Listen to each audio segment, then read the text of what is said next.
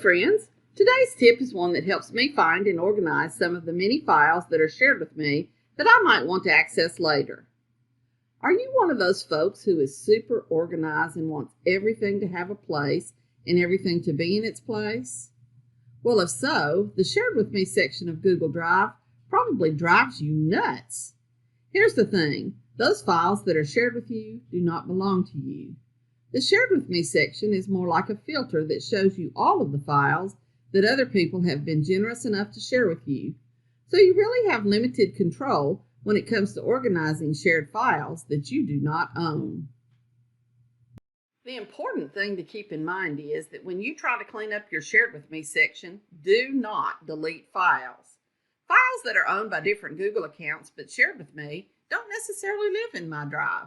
It's almost like that tool the neighbor loaned me or gave me access to use, but it really doesn't belong to me or live in my own little red toolbox. Instead, it belongs to the neighbor and lives in the neighbor's nice toolbox. And my neighbor certainly wouldn't appreciate me throwing the tool out with the garbage.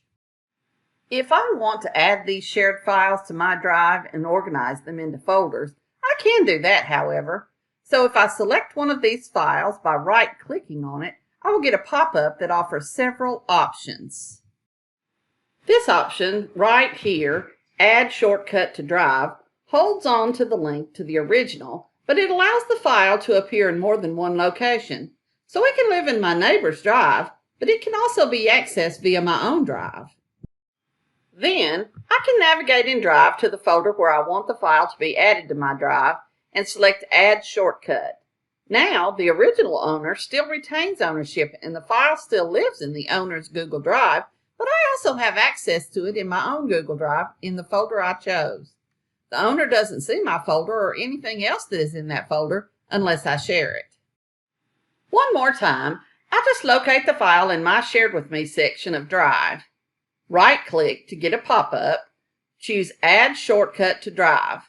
Then I can navigate to a folder in my drive where I want to be able to find it, or I can create a new folder in which to add it.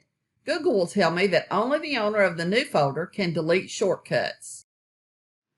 So, when looking for a shared file, it's easy for me to find it when a good organizational system is in place, or it's easy to use the search to find it after it's been added to my drive. Well, that's a wrap for this WCS EdTech Top Tip. Add and organize shared files to Drive.